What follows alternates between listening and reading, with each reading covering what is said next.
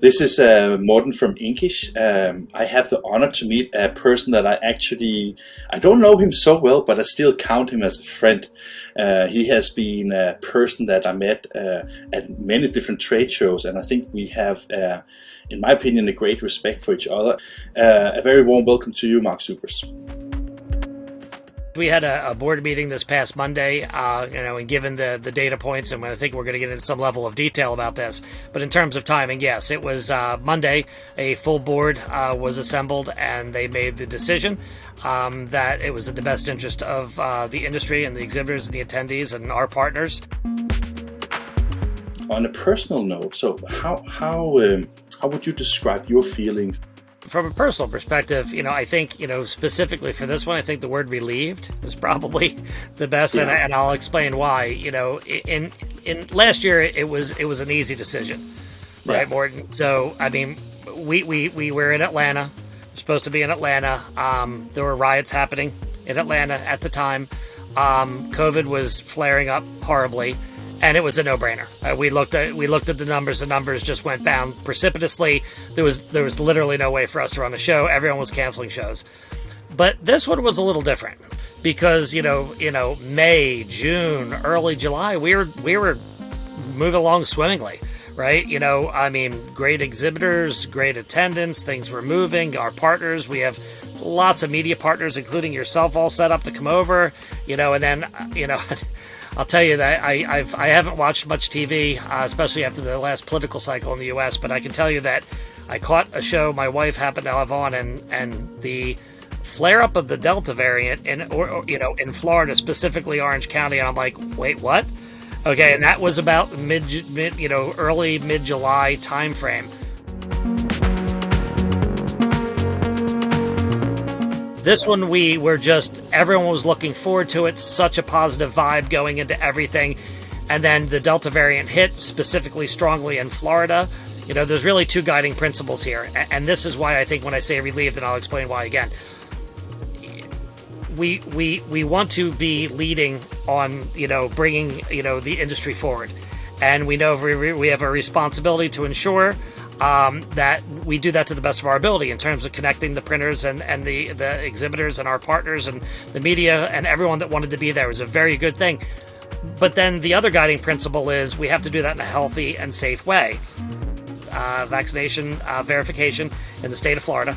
Okay, that's not allowed. So we couldn't take that route, but then we took some practical routes. Okay, strongly recommending. Mask, social distancing, all the things that we would expect, but mask mandates. But it really, we thought it was going to be the thing that said, okay, everybody goes, now we know what it is and we'll come. And it ended up being a little bit of a lightning rod in terms of people were just, kind of sitting and waiting and seeing what was going to happen. And it ended up just, the data points just pointed to, and look, we have a responsibility to provide an ROI on both sides. When you look at the timing in all this, I understand fully what you say, that you on one side really want things to go on, and on the other side you see also the health implications and the potential dangers and will people come and all those things. But would you have wished that this decision was made like 2 weeks or 5 weeks early, or was timing good in that perspective? Yeah, of course, Morten, we would have preferred to get in front of this. One of the things that I was keeping a constant, I can tell you that one of the exercises I did, probably dating back 2-3 weeks ago now, was to call quite a few of our supplier manufacturer councils, some of our largest exhibitors, taking their sort of a pulse survey and a one-on-one reach out to them, like where they felt. They all wanted us to see us succeed. They all wanted us to move forward in a safe way, right? So, but what does that look like? And so this was all in front of us, putting our specific protocols in place. But one of the questions I was asking them was, have you started shipping yet? Have you really started incurring? Look, and we definitely want to make sure that we got in front of that as much as possible. But up until recently, in the last 2 or 3 weeks, I think our data pointed to the fact that we could have the show. I compliment the board. Very thoughtful dialogue that they had. We were on for quite some time, and I think they came to the right decision. Yeah. Mark, I think we've known each other for 7-8 years or something like that. I always seen you as a fighter, one that, you get business done, right? So if you have put an objective and then you reach for it and you deliver, can you keep up? I mean, it must be, I'm a little bit surprised that you're so, that the relief that you're talking about, I do understand it, but I would be angry, I would be upset, I would be crying, I would be screaming, I would be everything that I have been fighting for. And I was just wondering, now you already announced the 22 edition of Printing United. So do you still have the energy to, really push the right buttons? Yeah, I mean, I think first and foremost, Morten, we're a mission-driven organization to support the industry, right? So the expo is 3 days of 365 days. It's not what we do. We have many conferences, continuous improvement. We have color conferences. We have our hosted buyer summits that we do in the wide format, digital packaging and inkjet space. There's much more than that we do to serve the industry than just events, honestly. There's a lot of support that we provide in government affairs and OSHA regulations and all sorts of things that the association provides. So, I don't want to be selfish and, go, okay, it's, yes, am I responsible for the expo? Yes, I am. Do we have the energy to come back? You've seen what this industry is capable of doing and how resilient we are. Okay. And, I've been in this for a long time, in 30 years, my parents, as had a publishing business that was involved in space. And that's how I got involved. I've been in it my whole career. Yeah. The resiliency that the industry has shown is remarkable. And again, I think the idea that, that we are mission driven gives us focus beyond just, an expo. You have to, just kind of put it behind you and be resilient, as the rest of the industry will be, and that has shown over the years, and move forward.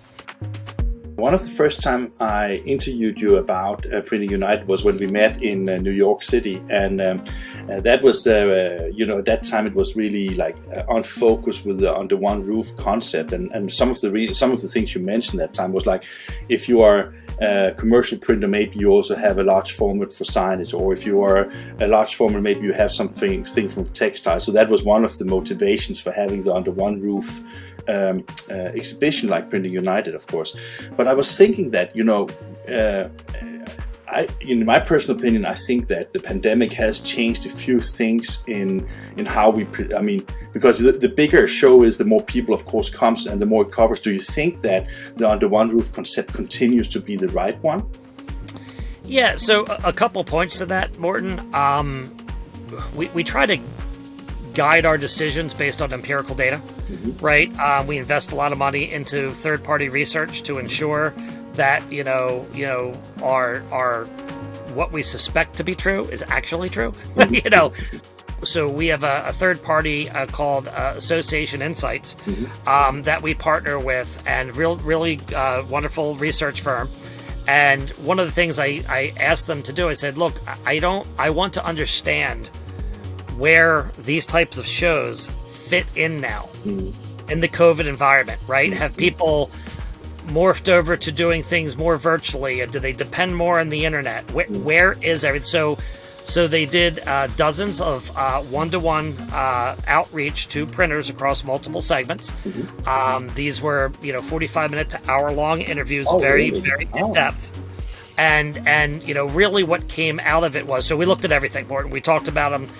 Where does the media play? Yeah. Where does the internet information and site? Where do expos play? Where do conferences play? Where do demo centers play? We just really gave them the whole landscape and very in depth. And basically, where we landed was there's three buying cycles, right? Or three parts of the buying cycles. There's discovery, there's competitive, basically analysis, and then there's the final buying decision. Yeah. And really where it came down, and you'll be happy to hear that media actually played pretty well in some of in the first two phases, right? And so the expos, actually, showed to be, and I'll give you a figure, which is very, very interesting.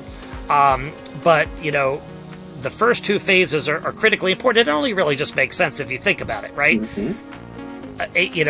I know that a lot of demo centers have been developed and built, and that's wonderful. And I think that they definitely play a part in the cycle. But when you talk about discovery, what is out there that I don't know about? Okay. how do I compare now that I understand this might be something I want to invest in? How do I most effectively go and see what's available to me? When people start to research what kind of equipment they need to invest in, they use the media, they use the trade shows, they use the internet, they use a lot of different things. But when the final decision comes, that is the only time where the demo centers really replaces what was used to be, I think, exhibitions 20 years ago was where they actually signed the deals, right? Yeah, I think there's just a unique opportunity for to the media to show case studies and write articles and identify areas that people might want to invest into, and then competitively shopping at a trade show just makes sense. Okay, I'm going to go around and see who has what. I'm going to talk to the salespeople and and understand the solution better.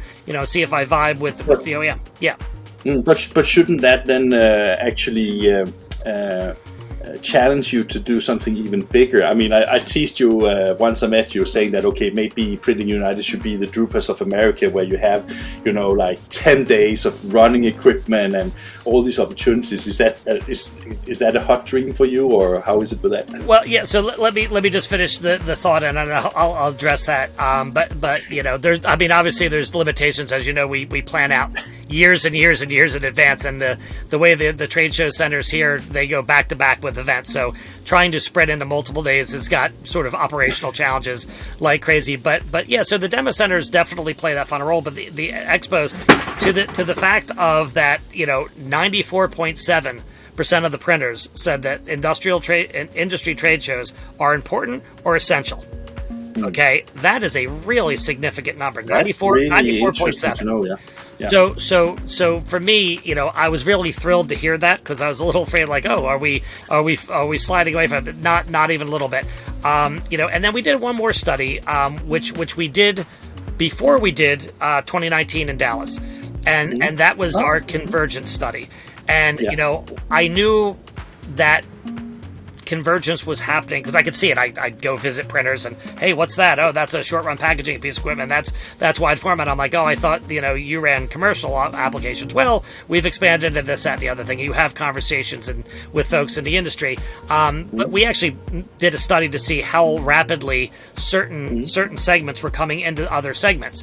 And we talk about it at convergence, and that's sort of a macro level concept, okay, of sort of like commercial and packaging and commercial and wide format coming together. You probably call it a diversification at the printer level, right? As a sort of a micro level, it's them diversifying their product portfolio that they can offer. So again, macro convergence, micro divergence, and so we just came out with that study, and HP is sponsoring it. It should be out on the street in a couple weeks. And I think what you're going to see is that from the study is basically proving out that it's only accelerating. Okay, that printers are only going faster. So to get back to is it the one roof approach the right manner to do it? One, trade shows are meaningful. Okay, 94.7% think they're important or essential. And then the one, roof approach, showing all the different technologies, is also because the acceleration of the convergent model, or the diversification. Folks want to see what else they can get into. Mark, I don't actually question that at all. The reason I was asking was more that if you have, I was just wondering if the pandemic has shown us that crowds make it easier to spread a virus, and you have like these super spread events like the European Football Championship that unfortunately turned into become a super spreader. And I was just wondering, I'm not questioning the need of having under one roof, so to speak. I'm not questioning that there's need for trade shows. What I was thinking is more like that the more silos you represent, the more people it attracts. And I was more thinking from a visitor's perspective. Do people, will we go back to the good old times where we go to trade shows unrestricted, or will we have that little fear in our neck? Should we go or should we stay at home? Or that was more from that perspective I was thinking. Yeah, and that's a really good perspective to look at it, Morten. For me, I think that as we've moved along in these, look, my wife was wiping all our groceries down with Clorox wipes not 14 or 16 months ago. Okay, now we're freely traveling around Chester County with no masks and no worries. I think we're all going to have to learn with this. I do think that this is not necessarily going to be, hey, everybody get their vaccines and it goes away. Okay, I don't think we're quite at that level. So I think we're going to have to learn how to manage this properly and and safely, right? And whatever that new reality looks like.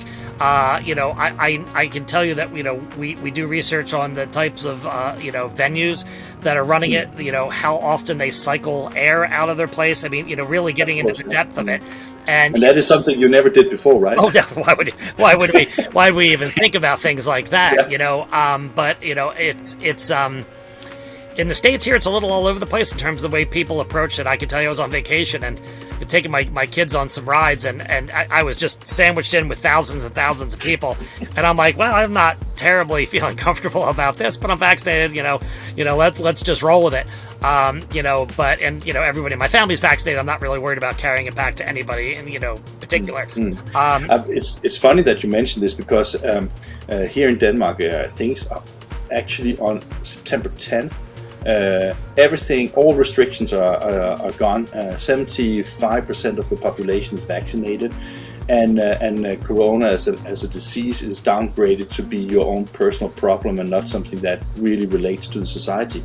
And it's fun to see because when I meet friends, and I can see that also when I go to the city, that handshakes and hugs are back to before. Because the human interaction and our friendships and relationships are so important, and of course it goes for coming to. I was really hoping to come to Printer United and meet friends, and I mean it's been more than 2 years since I was in America the last time, and all these things, and so at one point we really want to go back to the pre-pandemic time, and on the other hand I was just, I can tell you, I was flying from Milan to Copenhagen a few weeks ago, and they had all these social distance in the airport, and you had the hand sanitizers, and you had to wear masks and all these kind of things, and then in the airport, in the security, you crammed together like hell, right? Then you had to distance again, and then you got into that stupid aircraft that was completely filled up with people anyway, right?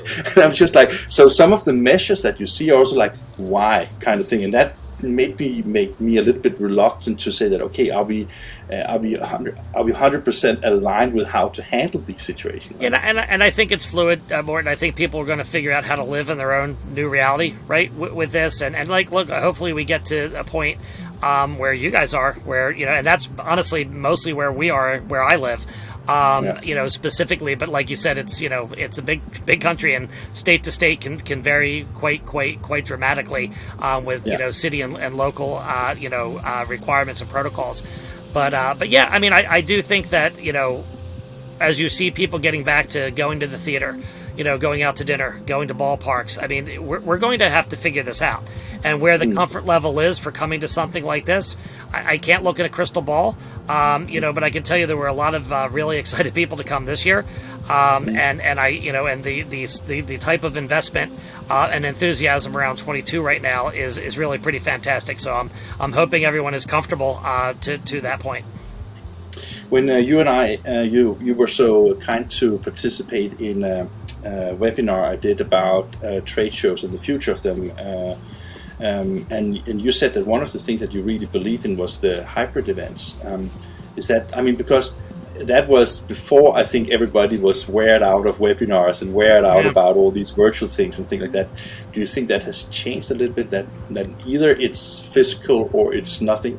To me, I do think that there can always be a hybrid component, but how our industry is, Morten, and I'm sure you want to touch and feel and smell, right? I joke all the time. My wife's like, "Why are you looking at that beer label? Why are you picking up that menu?" That's how we are, And we're looking at, well, what was this printed on? What's the substrate? How was it printed, right? And and there, that ability to do that is so tied to a live event. Now, I'm not saying that having a hybrid component where there's some education in front of it, some excitement about what is going to be shown at the show in terms of technological previews.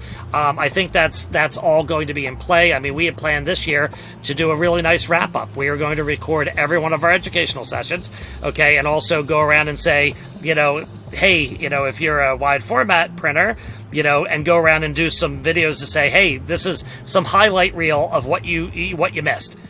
Mark, we have already spoken a little bit about these, what I call private events, like the Ricoh and Canon, and I mean, a lot of the vendors have these. I can't help thinking about.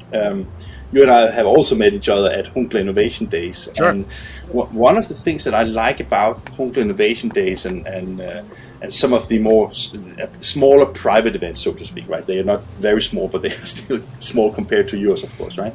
One of the things that I hear from the exhibitors there is that the ability to show end-to-end solutions, the ability to show running gear, the flexibility of organizers to put partners next to each other, those kind of things are very important factors when they decide whether a trade show has a value for them, not just from a financial perspective, but also from those partner perspectives. So let's say that everything goes back, and I say in quotation, to before the pandemic. Do you think that the understanding of delivering the value to the exhibitors and to the industry will change, so it will become a little bit easier for people to show that equipment and show those end-to-end solution? Or how do you think that or will these private events still have to take place in order to give that experience? Yeah, I think from the partnership perspective, I mean, I would love for our exhibitors to take cues from their customers and folks like you, right? And I think there's quite a bit of that goes on. There's a lot of finishing gears sitting behind a lot of presses and engines at the show, and I think I'd love to see more of that partnering, because I think it's really important to see sort of that end-to-end. There's some really fascinating things, and I can tell you that, having been to some of those and talking with some of the printers ago, you get ideas, I got a really right? good idea there. I'm going to take that back to the office because they can see the full end to end. I would certainly be enthusiastic about, you work with the OEMs, press those guys on working with their partners, make sure we see end to end solutions. I'd love to see. I mean, certainly there's a certain amount of that, but I'd love to see some more of that, happen in the show. The moment where you announced the cancellation of the Orlando show, you of course also announced the Las Vegas for 22. How did people react? I mean, can they comprehend to have one cancellation and then sign up for the next one already? Or yeah, well, so the timing was super odd, and we talk about things that brought our board of directors to the decision they made. One, we're looking at attendance. Okay, we put some protocols in place. We're looking at our data. But one of the other things that I think was a little bit of a driver was that we actually had our pre-sale for 22. We have to do it that far out. It's just, it is the way it is. I think it was just an opportunity for folks to sort of just go, okay, hold on. What's happening in 21 if we're planning on doing 22? And again, it just sort of led us down the path of the decision that I thought we had to make. But I can tell you that, in terms of our pre-sale, we've sold 250,000 net square feet. Okay, we've got 2 full halls in Vegas, which we're going to need. Just to give you perspective on that number, coming into 2020, we beat our 2019 pre-sale numbers by double digits, and we just shattered that record. Okay, so the enthusiasm, I can, tell you that, that HP is planning on quite an experience at Printing United. And I believe they're going to be coming out with a press release with that shortly, and you'll get an understanding about the order of magnitude that they're working with. And others have really amped up their game too. And I think they want to, because of the one roof approach, show all of the solutions that they have, and that's really the idea behind it. Is if you're representative of wide format gear and commercial oriented gear and packaging gear, bring it all. Okay, that's the audience we plan on bringing. And again, the idea behind that is a better ROI for them. Okay, we'll bring everyone to you, and don't have to do multiple trade shows. You just do one, and a better ROI for the printers because they get to see everything they want to see. But yeah, I mean, the enthusiasm for 22, Morten, is really been fantastic. Yes, it is an odd conversation to have with people. And look, we call them, we cancel one thing, and hey, we have a good offer. Yeah, it is. I can't tell you how I've had some sleepless nights, and understanding the data and understanding that it is. I take it very personally to make sure everyone that's coming to the show has a strong ROI, like I said, on both sides, attendees and we pride ourselves on doing things that are best in class. Okay, I think we have a lot of media best-in-class, brands. The association certainly prides itself in everything that it offers in terms of value proposition to the members.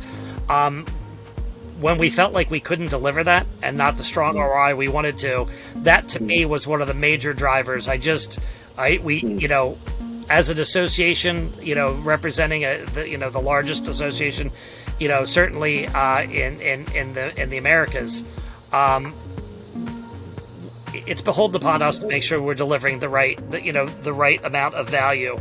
And when we felt like we couldn't, that was the time to pull the plug. And we do feel like we can do that in 22. Final question here. It's been wonderful talking to you, but time flies by, Mark. So I think you and I can talk forever if we're allowed to. Yeah. It's maybe a harsh question to ask, but I was thinking that when you did the first Printing United in 2019, to me it was one of the biggest and greatest events I've been at these exhibitions, because the industry was so happy. Everybody was appreciating the visitor numbers and how you delivered a great show. That's what I hear. That's how I felt myself anyway. But having to cancel 2 shows, I mean, can you can Printing United survive? I mean, one thing is of course that you have pre-sold a lot to 22, but I mean, can you as a show survive all these cancellations and all the things that is beyond your control? Yeah, I think we won't have a problem in that department, Morten. We're a very strong organization.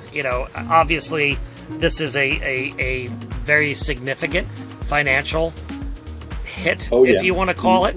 But the way I've just sort of justified it in my head and moving on is, and I think that the board and our steering committee and our executives in the organization, we feel like it's just an investment back into the industry. We wanted to bear the brunt of this. Okay, we have 100% rollover or refund policy. Okay, so that means that the vendors will basically be able to. They don't. For them that's like sometimes you go to a trade show, you have your deposit, and then everything is lost if it's cancelled for whatever reason. That is not what happens with the Printing United. No. We had 100%, like I said, rollover or refund, and we're reaching out to folks now and saying, what is it that you want to do?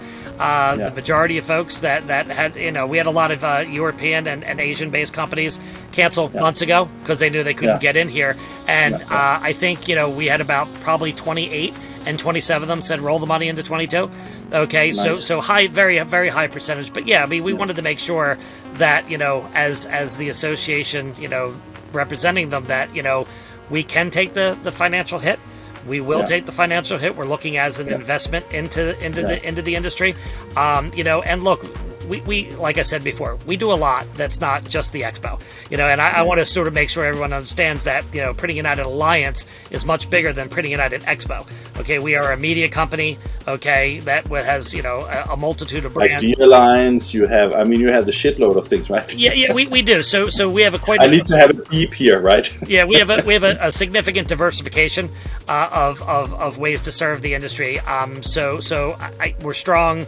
We've got the support, wonderful, and I can't support thank our exhibitors enough, and some of the comments on social, some of the direct outreach to myself, saying, look, I know it was painful. We believe you made the right decision. Thank you. We've got the full support of the industry, Morten. So that's really nice to know going into 22. The other kind of sidebar for me on 22 is I know that it's the first time that the packaging and the commercial segments have ever had a major show in Vegas. So I'm expecting it to be quite the happening. Sorry to interrupt you. There will be absolutely 0 people at the booth. They will be all in the casinos. I told you that.